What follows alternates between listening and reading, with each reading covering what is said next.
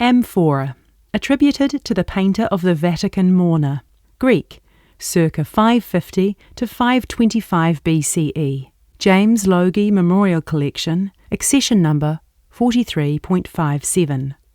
Donated by M.K. Stephen, 1957. This ceramic amphora is an ancient Greek storage vessel. It stands at just over 40 centimetres tall, about the same height and width as an A3 piece of paper. It has a flared lip, a narrow neck, and a rounded body which curves gently into a small half-round foot at the bottom of the vase. The neck and body form a continuous curve. The two handles start on either side of the neck and curve down onto the shoulders of the vase. Apart from the decoration on the belly and base of the vase, the amphora is covered in a solid black glaze, which has a shiny, glass-like texture. There are two major decorative scenes, one on each side of the amphora. Each scene is painted using the black figure technique.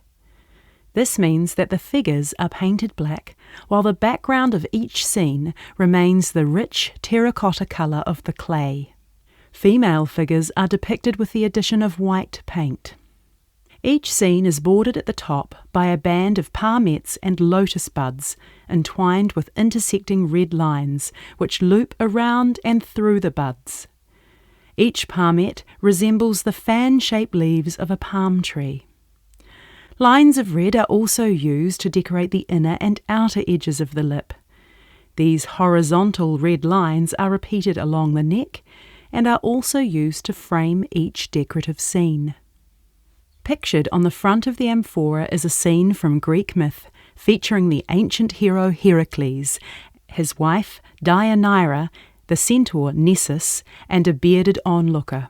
In the myth, Nessus attempts to violate Deianira after carrying her across a river.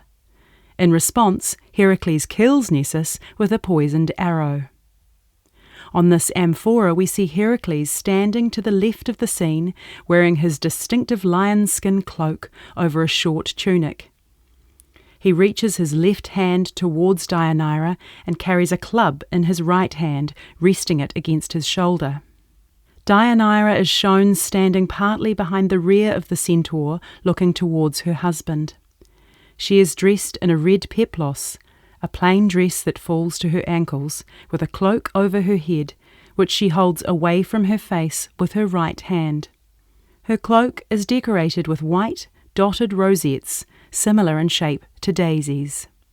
The centaur Nessus is shown moving away from Heracles, but twists his torso to look back at him and Deianira. This mythical creature is half man and half horse. His human torso is bare, and he holds a stone in each hand. His left arm is raised above his head as if to throw the stone towards Heracles. He rears up slightly onto his back legs, his front hooves rising just above the ground. An onlooker stands at the far right of the scene, looking back at the interaction taking place between the three figures. He wears a long chiton or tunic and a heavy wrap known as a himation, with red stripes which covers his left arm.